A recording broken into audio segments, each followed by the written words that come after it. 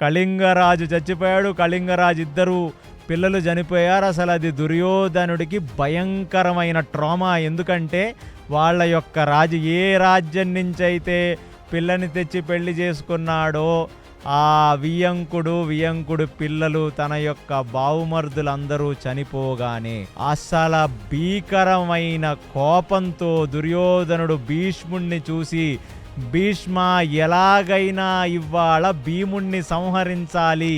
ఇక భీముణ్ణి సంహరించకపోతే మనం బ్రతకలేం. ఎందుకంటే ఎవరెవరు ఓడిపోతున్నారో వాళ్ళని వచ్చి ఈ భీముడు కాపాడుతున్నాడు. అసలు భీముడు చేసిన యుద్ధం ఇప్పుడు అది ఒక భయంకరం, ఒక బీభత్సం చేశాడు.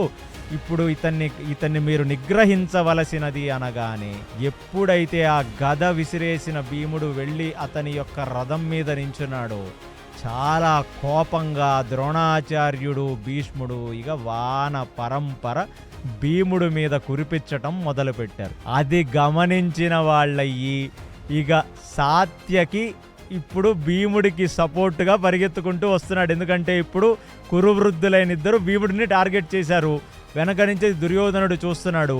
భీముడు కేవలం భీష్ముడు, ద్రోణాచార్యుడు ఎడమ కుడి వేపుల నుంచి వేసిన బాణాలని నిగ్రహిస్తుండగా ద్రోణాచార్యుడు ఏం చేశాడంటే ఇప్పుడు భీముడు నిలబడ్డ రథచక్రాలను విరగ్గొట్టేస్తే మళ్ళీ భీముడి రథం కింద పడింది. ఆ రథం ఎప్పుడైతే భూమిని తాకిందో, కింద నుంచి దుమ్ము లేచిందో, ఆ లేచిన దుమ్ములోకి భీష్మాచార్యులు ఒక బాణాలు వేస్తూనే ఉన్నారంటే ఒక మనిషి తప్పించుకోవడానికి వీలు లేకుండా అలాగ భీష్ముడు తీక్షణంగా చూస్తుంటే ఎప్పుడైతే లేచిన దుమ్ము కిందకి సర్దుకుందో భీముడు కనపడ్డాడో ఆ భీముడు మీదకి బాణం వేద్దాం అని కరెక్ట్గా భీష్ముడు గురిపెట్టి వేస్తుండగా పక్కడి నుంచి సాత్యకి వచ్చి భీముడిని సైడ్ చేసి రథం భీముడి మీద నుంచి దూకి భీష్ముడు ముందుకొచ్చి ఆగి ఆ భీష్ముడు ఒక్క నిమిషం